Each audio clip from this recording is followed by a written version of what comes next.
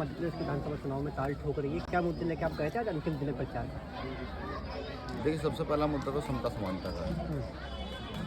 मध्य प्रदेश के साथ साथ सभी जगह जो जातीय धर्म के आधार पर राजनीति चल रही है, पैसों के आधार पर राजनीति चल रही है, गैर बराबरी देश के अंदर है।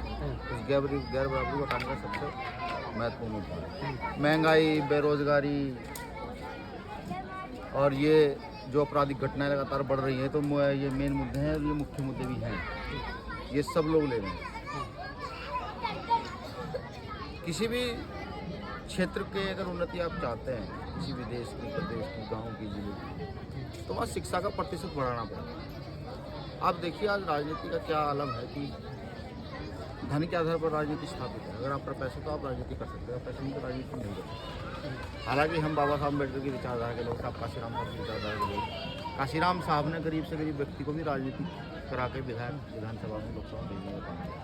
हमारा भी यही उद्देश्य है कि आज नहीं तो कल, कल नहीं तो परसों हम अपने प्रयास में सफल जरूर होंगे, क्योंकि वो कहते हैं कि नेक नियत मंजिल आसान है। जो सही नियत पर चलते हैं, जो समता समानता में विश्वास रखते हैं, उनकी मंजिल कठिन हो सकती है लेकिन दूर नहीं होती। तो हमारी मंजिल आसान जरूर होगी। और हम इन्हीं बहुत सारे मुद्दों को लेकर जो क्षेत्रों की समस्याएं हैं, अब मैं मेनली क्या है कि जब घूमा जाएगा तो पता लगा। कल मैं था इंदौर के अंदर था, कल मैं उज्जैन के अंदर था, और वो 1-2 जिलों में और भी मैं गया। तो मैं जैसे खातेगांव कम रूरल एरिया से जब हम गए, मैंने देखा कि लगातार कई गांव जब रास्ते में आए तो सबके मकान कच्चे हैं। किसी पर टीन पड़ी है, किसी पर झोपड़ी है, बच्चों की स्थिति, शिक्षा का कुछ नहीं है। मैं वहाँ एक जगह रुका तो मैंने वहाँ के रास्तों की स्थिति देखी, इतनी गंदी स्थिति तो बहुत ज़्यादा। फिर मैंने पूछा कि भाई ये लोग कौन हैं, तो पता लगा उनमें अधिकतर मुस्लिम, आदिवासी, दलित समाज के अधिकतर लोग। अब प्रश्न ये है कि अगर यहाँ का बजट कई लाख करोड़ रुपए बन रहा है, बीजेपी सरकार हो, कांग्रेस सरकार हो, या कल हम भी अगर यहाँ आते हैं तो बजट तो बनेगा ना। बजट अगर बन रहा है, शिक्षा का बजट बन रहा है, सड़क का बजट बन रहा है, सब चीज़ों का बजट बन रहा है, वो लग कहाँ है, जा कहाँ रहा है? कोई शहरों से गाँव में जो रहने वाले लोग हैं वो कौन है? वो जानवर तो नहीं है, या दलित आदिवासी जानवर तो नहीं है, मुसलमानी कोई जानवर तो नहीं है, इंसान ही है ना। बजट किस लिए बनता है? व्यक्ति की उन्नति के लिए, और यहाँ कुछ लोगों की उन्नति हो रही है। आपको लगता है अपेक्षा हुई है मुसलमानों की और आदिवासियों की? ये क्षेत्र में देखने से तो पता लगा कि बड़ी अपेक्षा है, बड़ी, छोटी मोटी नहीं, बड़ी। मैंने वहाँ की महिलाओं से बात की, वहाँ के बच्चों की शिक्षा के ऊपर बात की, तो ऐसे सवाल उनके थे कि मैं शायद जवाब उनका मैं यहाँ कहना भी नहीं चाहता, क्योंकि भारतीय राजनीति पहले की चोट देता है। हमारा उद्देश्य जो है मानवता के लिए है। हमारा उद्देश्य किसी जाति, हिंदू, मुस्लिम, सिख, ईसाई पक्ष के लिए नहीं है। हमारा उद्देश्य है इंसान के लिए, इंसान बराबर उन्नति की बात करे, देश की बात करे। आज मैंने देखा कि बहुत सारे लोग चटकारेदार भाषण देते हैं, चले जाते हैं। आप भी देखते होंगे, नेताजी आएंगे 5 साल बाद कुर्ता चढ़ाएंगे और आपसे वोट की अपील करेंगे, बताएंगे हमने ये कर दिया, हमने ये कर दिया, हमने कर दिया। क्या कोई ये बताएगा उन्होंने कितने भूखे को रोटी देने का काम किया? अभिनय जी, सवाल ये उठता है कि तीसरे मोर्चे के तौर पे आप यहाँ पर ताल ठोक रहे हैं, लेकिन जब से मध्य प्रदेश का गठन हुआ है, 2 ही पार्टियों ने यहाँ पर राज किया, कांग्रेस और बीजेपी। और जो तीसरे मोर्चे के तौर पर पार्टियाँ आई, वो सत्ता तक पहुँचते दूर आसपास भी नहीं भटक पाई। तो ऐसे में खुद को स्थापित कैसे करेंगे? लेकिन बड़ी संख्या यहाँ पर आदिवासियों की है और मुस्लिम भी कहीं ना कहीं आपके साथ खड़ा है। मध्य प्रदेश में बड़ी लड़ाई में भूख की है, और भूख की लड़ाई एक ऐसी लड़ाई होती है जो हर लड़ाई को दफन कर देती है। अभी यहाँ चेतना हमने साथियों में शुरू की है। चेतना तो पहले से है, धीरे धीरे हम उन क्षेत्रों तक पहुँचेंगे जहाँ कोई नहीं था।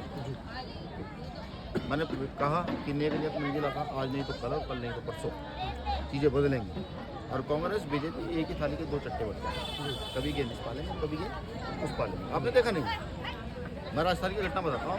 एक कांग्रेस के मंत्री ने एक इंजीनियर को इतनी बुरी तरीके से मारा कि 22 हड्डियाँ टूटी।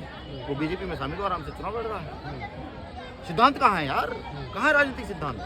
यानी कि वही लोग बीजेपी में, कांग्रेस में, और हम जैसे लोग जो नीचे जमीन पर रहते हैं, गरीब लोग हैं, हम तो कहीं कुछ ही नहीं, हम तो कीड़े मकोड़े हैं। तो हम यही बताने के लिए मैदान में हैं कि हम कीड़े मकोड़े नहीं, हम इंसान हैं, और इस देश में तुम्हारे बाप का राज है, इस देश में लोकतंत्र का राज है। कितने प्रत्याशी जीतने की दावा कर रहे हैं हम लोग? आपने लगातार देखिए, ये तो मैं आप लगातार जा रहे हैं, क्या देखा आपने? रुझान देखा होगा। हाँ, देखिए कल जो है ना, कई भाई चिंता करा दी, कई जगह सभा थी, हमारे राष्ट्रीय महासचिव त्रिपाठी जी, हिमाचल में राष्ट्रीय महासचिव भाई कमल सिंह वालिया जी, हमारे प्रदेश अध्यक्ष, और हमारी टीम पूरी अलग अलग डिवाइड। तो सब जगह बहुत मजबूती से कार्यक्रम हो रहे हैं। ऐसा नहीं कि कार्यक्रम बहुत मजबूती से हो रहा है, और हमारा प्रयास है कि हम अपने गरीब से गरीब कार्यकर्ता के कार्यक्रम में पहुँचे, वो छोटा हो बड़ा हो कैसा भी, ये बिना देखे कि वो कुछ व्यवस्था कर पा रहा है नहीं कर पा रहा, नहीं।